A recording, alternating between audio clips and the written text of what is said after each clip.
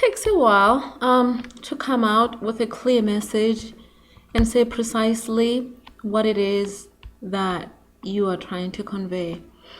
I am here to make a request, a special request, to the LDS, Latter-day Saints, Mormon Church Administration, to the LDS Prophet to consider revising missionary discussions, especially when it pertains to the Black community. I'm just saying especially. I'm sure it would be good to make the situation applicable to those who are willing to join the church, to make it possible for people to know before joining the relationship God had with people who have dark skin.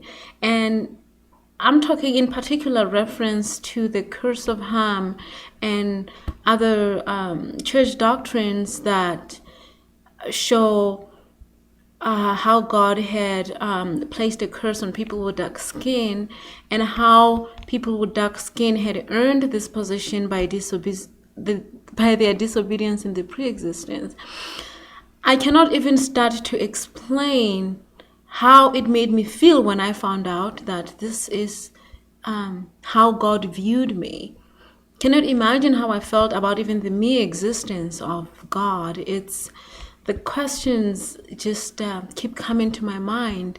But mostly, I felt bad that I became a member of an organization that had as part of its doctrine the fact that God had placed a curse on me. I would like to believe in a loving God who embraces all people, who loves all people.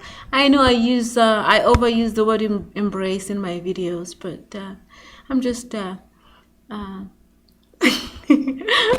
just me. Anyway, so please consider revising the Mormon discussions, so that when people join, they know what to expect. We cannot keep this information in italics. It now has to come out in bold.